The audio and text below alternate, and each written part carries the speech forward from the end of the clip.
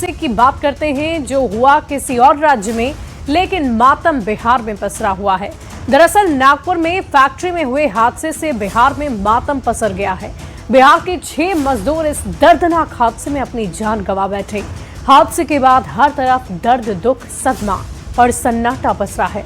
बिहार सरकार मृतकों के घर वालों को 2-2 लाख रुपए की मदद की घोषणा कर चुकी है। इस रिपोर्ट को आप देखिए, फिर खबर तो समझिए।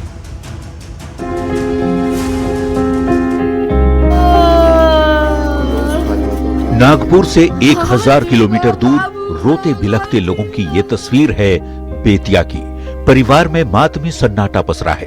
हर किसी की आंखों में आंसू है। इस परिवार के 2 लोग महाराष्ट्र के नागपुर में काम करने गए थे, जो अब इस दुनिया में नहीं है। फैक्ट्री में टंकी फटने के बाद दोनों ही अपनी जान गंवा बैठे। कौना कंपनी में ले जाके फंसा देलन। एकरा से सूचना मिलल कि इतने घटना हो गई। अरे बाप रे, पूरा गांव वाला हो गई, तब हमनी के जो निशान। नागपुर फैक्ट्री हादसे में मुजफ्फरपुर के 3 युवक की दर्दनाक मौत हो गई। पूरे गांव को शोक की चादर ने ढक लिया है। महाराष्ट्र के नागपुर में दर्दनाक हादसे में बिहार के 6 मजदूरों की मौत हो गई है। इस हादसे में कई मजदूर गंभीर रूप से घायल हैं। न्यूज 18 के लिए बेतिया से मुन्ना राज और मुजफ्फरपुर से प्रियांक सौरभ की रिपोर्ट। और खबर तो समझिए, हादसा कहीं भी हो, मरने वाले बिहार के श्रमिक ही क्यों होते हैं, ये एक बड़ा सवाल है। देखिए, इस बात को समझने के लिए समझना ये जरूरी है कि कहां कहां हादसे हुए जिसमें बिहार के लोगों की मौत हुई है। ये आंकड़ा हम आपके सामने पेश कर रहे हैं। दिसंबर 2025 नागपुर में पानी की टंकी फटने से 6 मजदूरों की मौत, कई लोग घायल हो गए। 2025 में ही तेलंगाना में केमिकल फैक्ट्री में विस्फोट हुआ और बिहार के 1 मजदूर की मौत हुई, 6 लोग जख्मी हो गए। अब चलिए 1 साल पीछे चलते हैं। अक्टूबर 2024 का डेटा कहता है कि जम्मू कश्मीर के गांदरबल में आतंकवादी हमला हुआ और बिहार के 3 मजदूर उसमें मारे गए। अप्रैल 2022 पंजाब के लुधियाना में झोपड़ी में आग लग गई।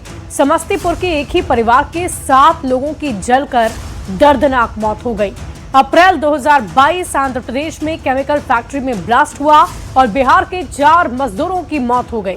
मार्च 2022 की बात कर लें, तेलंगाना में कबाड़ गोदाम में आग लगी और बिहार के 11 मजदूर जलकर इसमें मर गए। 2022 मार्च की ही बात कर ले, उत्तर प्रदेश के गाजियाबाद में साड़ी फैक्ट्री में आग लगी और बिहार के 2 मजदूरों की दर्दनाक मौत हो गई। और यही नहीं, 2020 और 21 में कोविड महामारी के समय घर लौटने के दौरान बिहार के कई प्रवासी मजदूरों की मौत हुई। ये हादसे गुजरात, महाराष्ट्र और दिल्ली में हुए, जब कोविड से डरकर मजदूर अपने घर को वापस लौट रहे थे। अब जान लीजिए कि 2019 और 2022 के बीच कितने मजदूरों की मौत हुई है जो बिहार से आते थे। तो आपको बता दें कि इस काल में लगभग बिहार के 310 प्रवासी श्रमिकों की मौत हो गई। किस साल कितने प्रवासी श्रमिकों की मौत हुई, ये भी आप जानिए। 2019 से 20 की अगर हम बात करें तो 119 मजदूरों की मौत हुई है। 2020 से 2021 की बात करें तो 115 और 2021 से 2022 की बात करें तो 76 मजदूरों की मौत बिहार से हुई है। खबर हम आपको ये समझाते हैं कि हादसा जब कहीं होता है तो उसमें मरने वाले श्रमिक बिहार के ही आखिर क्यों होते हैं। देखिए, बिहार देश के सबसे पिछड़े राज्यों में से एक है। इस सच्चाई को हम मानते भी हैं। बिहार में रोजगार के अवसर बेहद सीमित है और यही वजह है कि मजबूरन बिहार के लोगों को प्रवास होकर दूसरे राज्यों में जाते हैं वो, और पलायन करने के बाद वहां पर मजदूर वर्गों की लोगों की संख्या काफी ज्यादा होती है। निर्माण क्षेत्र, फैक्ट्री में काम करते हैं। कंपनियों की लापरवाही से हादसे हो जाते हैं और काम करने वाले बिहार के मजदूर हादसे के शिकार हो जाते हैं। तो आप समझ सकते हैं कि आंकड़े क्या बता रहे हैं, और हमने आपको इस बात की भी जानकारी दी कि आखिर क्यों बार बार बिहार के ही मजदूरों की मौत दूसरे हादसों में, दूसरे प्रदेशों में हो जाती है। अब एक अच्छी खबर, बिहार के लिए अच्छी खबर यह है कि अगले साल 7 फरवरी से भारत में होने वाले T20 वर्ल्ड कप के लिए चुने गए 15 सदस्यीय भारतीय टीम में झारखंड से घरेलू क्रिकेट खेल रहे बिहार के लाल ईशान किशन का नाम शामिल है। T20 वर्ल्ड कप में ईशान किशन के चयन से उनके परिवार में काफी खुशी का माहौल है।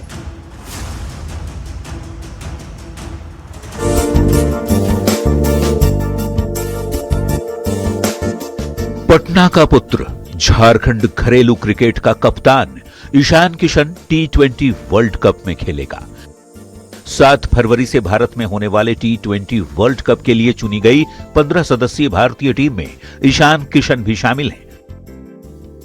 आंसू निकले कि बहुत इंतजार था, बहुत मेहनत की मेरे बेटे ने और वो मिला बस, और कुछ भगवान ने माँ की सुनी है। हाँ बिल्कुल सुनी और उनके मेहनत को सुनी। जो ईशान ने जो मेहनत की उस ईशान को विकेटकीपर बल्लेबाज के तौर पर टीम में चुना गया है। टीम इंडिया में वापसी के बाद ईशान किशन के घर जश्न का माहौल है। बहुत खुशी हो रही है, बहुत अच्छा लग रहा है। हमें जब से मालूम चला है तब से बधाइयां भी मिल रही हैं काफी। बिहार के नवादा में पैदा हुए ईशान किशन का परिवार पटना में रहता है। टीम इंडिया में सिलेक्शन के बाद ईशान अपने घर पहुंचे, जहां उनका जोरदार स्वागत किया गया। टीम इंडिया में बिहार के लाल ईशान किशन की वापसी हुई है और वो पटना पहुंचे हैं, अपने घर पहुंचे। कैसा लग रहा है? बहुत अच्छा लग रहा है ma'am, thank you so much. वापसी मतलब इंतजार था कि टीम इंडिया में वापस आए? हाँ जी, पूरा इंतजार, बिहार को इंतजार था। हाँ जी, यस। ईशान किशन ने हाल ही में सैयद मुश्ताक अली ट्रॉफी के फाइनल में शतक जड़ते हुए धमाकेदार प्रदर्शन किया और झारखंड टीम को पहली बार खिताब जिताया। उसी का नतीजा है कि ईशान किशन को T20 वर्ल्ड कप टीम में चुना गया है। ईशान किशन ने भारत के लिए आखिरी T20 मुकाबला नवंबर 2023 में खेला था। अब 2 साल बाद ईशान किशन एक बार फिर भारत की टी-शर्ट में नजर आने वाले हैं। बता दें, अगले साल 7 फरवरी से 8 मार्च तक भारत में T20 वर्ल्ड कप खेला जाएगा। बीसीसीआई ने यह भी बताया कि यही टीम 21 से 31 जनवरी तक न्यूजीलैंड के खिलाफ 5 मैचों की T20 सीरीज भी खेलेगी। न्यूज 18 के लिए पटना से विनीता मिश्रा के साथ ब्यूरो रिपोर्ट। और आइए अब ईशान किशन के टीम इंडिया में सिलेक्शन को समझिए। देखिए, ईशान किशन की टीम इंडिया में सिलेक्शन को समझने से पहले बिहार में खेल को उतना महत्व नहीं मिलता था, लेकिन अब खेल की जगह लोग पढ़ाई पर ज्यादा फोकस करते थे। घर वाले अपने बच्चों पर पढ़ाई के लिए दबाव बनाते थे और आज के समय में खेल का क्रेज बढ़ गया है। माता पिता अपने बच्चों को खेल के क्षेत्र में आगे भेज रहे हैं। अब बिहार के बच्चे भी खेल में अपना नाम कमा रहे हैं। खेल में बिहार के खिलाड़ी देश का प्रतिनिधित्व भी कर रहे हैं। और इसी बीच टीम इंडिया के लिए खेल चुके बिहार के लाल ईशान किशन, आकाशदीप, मुकेश कुमार, ये 3 नाम ऐसे हैं जो बिहार के लाल हैं और जिन्होंने टीम इंडिया में अपनी हिस्सेदारी, अपनी भागीदारी निभाई है।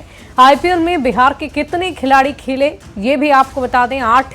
और इसके अलावा आईपीएल में चयनित बिहार के लाल वैभव सूर्यवंशी, साकिब हुसैन, मोहम्मद इजहार, सार्थक रंजन, अनुकूल राय, ये ऐसे खिलाड़ी हैं जो बिहार से आते हैं, जिनका चयन किया गया है। टीम इंडिया में ईशान किशन के सिलेक्शन को अब आप समझ लीजिए। देखिए, सार्थक रंजन को छोड़ दें तो ये सभी खिलाड़ी छोटे कस्बों से आते हैं। मौका मिला तो छोटे शहरों के लड़कों ने खुद को साबित कर दिखाया। अपने परिवार के साथ बिहार का नाम भी रोशन कर रहे हैं।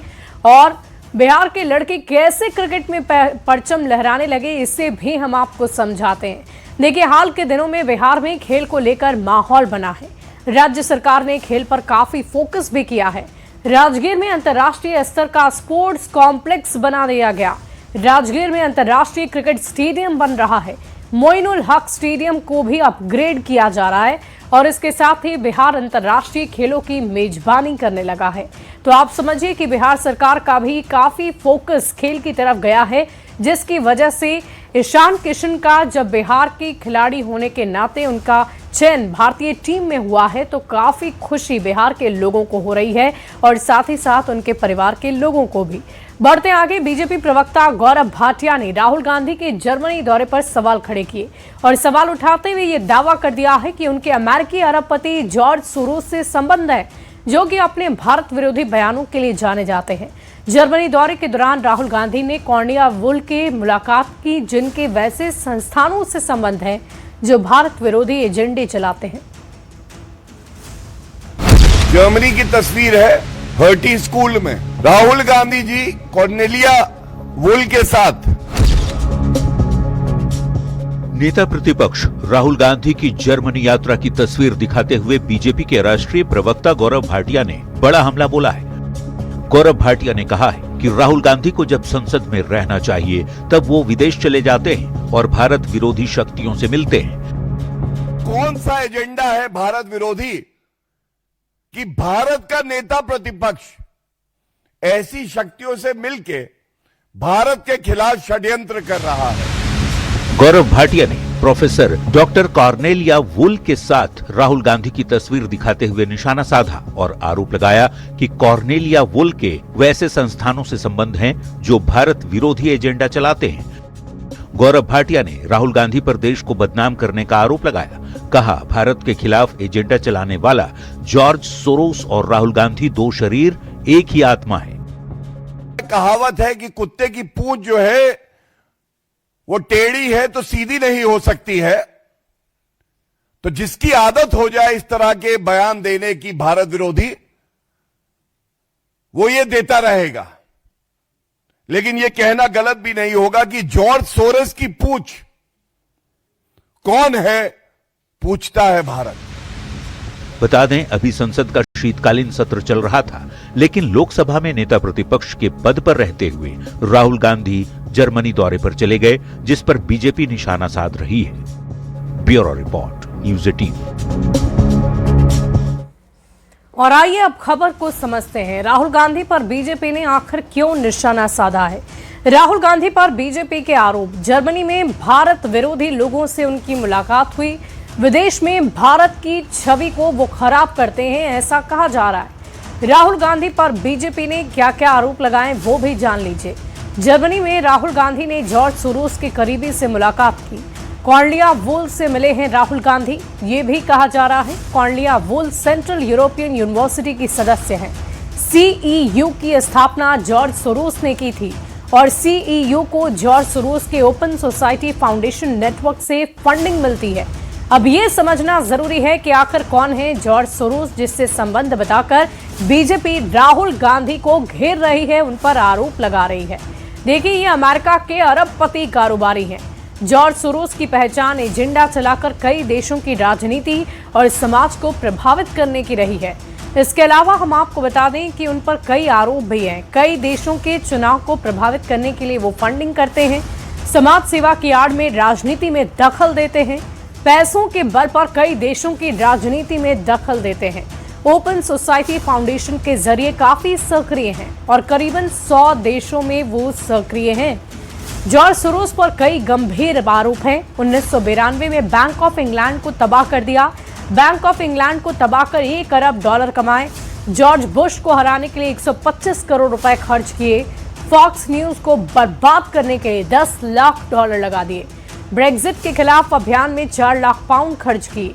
अमेरिका के पूर्व राष्ट्रपति डोनाल्ड ट्रंप को ठग भी कहा है। तो ये है जॉर्ज सोरोस। अब ये समझिए कि जॉर्ज सोरोस ने दुनिया के किन किन बड़े नेताओं पर निशाना साधा है। तो आपको बता दें कि Narendra Modi, Donald Trump, Xi Jinping, Vladimir Putin, इन तमाम बड़े नेताओं पर उन्होंने कई बार आरोप भी लगाए हैं, उनके खिलाफ बयान भी दिए हैं। जॉर्ज सोरोस पीएम मोदी की नीतियों के आलोचक रहे हैं। जम्मू कश्मीर अनुच्छेद 370 हटाने का भी विरोध किया था। नागरिकता संशोधन कानून का विरोध किया। अडानी पर हिडनबर्ग की रिपोर्ट पर मुखर भी हुए थे। और अब खबर ये समझिए कि बीजेपी क्यों सवाल उठा रही है और क्या सवाल उठा रही है। देखिए, संसद के सत्र के दौरान विदेश दौरे पर राहुल गांधी क्यों गए, इसको लेकर सवाल उठाए गए। विदेश दौरे में भारत विरोधी लोगों से आखिर क्यों मिलते हैं राहुल? विदेशी शक्तियों के साथ मिलकर सरकार विरोधी एजेंडा चला रहे राहुल, इसी को लेकर सवाल बीजेपी की तरफ से किए गए। बढ़ते आगे, हिजाब विवाद पर बिहार के आरिफ मोहम्मद खान का बयान सामने आया। उन्होंने कहा कि नीतीश कुमार पिता की तरह हैं, पिता तुल्य हैं और पिता और बेटी के रिश्ते में विवाद नहीं, विवाद की बात करना बेहद दुख की बात है।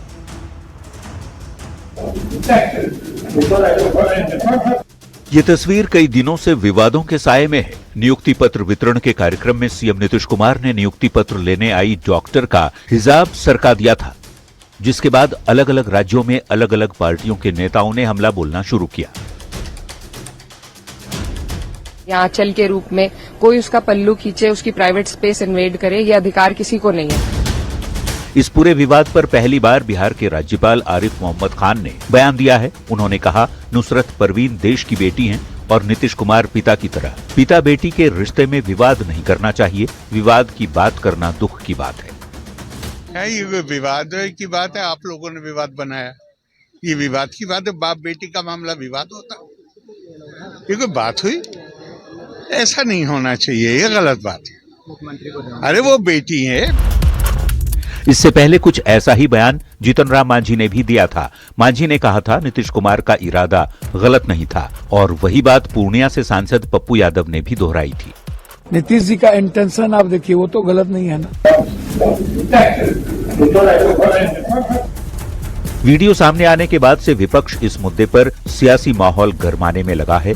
बिहार के राज्यपाल आरिफ मोहम्मद खान ने साफ किया कि वो नीतीश कुमार का बचाव नहीं कर रहे हैं, लेकिन नुसरत परवीन देश की बेटी है और नीतीश कुमार पिता की तरह है। ऐसे में इसको सियासी मुद्दा बनाना ठीक बात नहीं। न्यूज़ 18 के लिए पटना से रवि एस नारायण के साथ ब्यूरो रिपोर्ट। और अब खबर तो समझिए। हिजाब विवाद पर पहली बार राज्यपाल खुलकर बोले। नीतीश कुमार पिता की तरह हैं। आरिफ मोहम्मद खान ने ये कहा, पिता बेटी के रिश्ते में विवाद नहीं होता है। विवाद की बात करना दुख की बात है, ये भी कह रहे हैं। राज्यपाल ने ये भी साफ और स्पष्ट कर दिया कि वो नीतीश कुमार को डिफेंडिंग कर रहे हैं, लेकिन बेवजह इस मामले को तूल दिया जा रहा है, जबकि नीतीश कुमार पिता की तरह हैं और नुसरत बेटी की तरह। इसी बात की चर्चा उनकी तरफ से की गई है। अब एक भयावह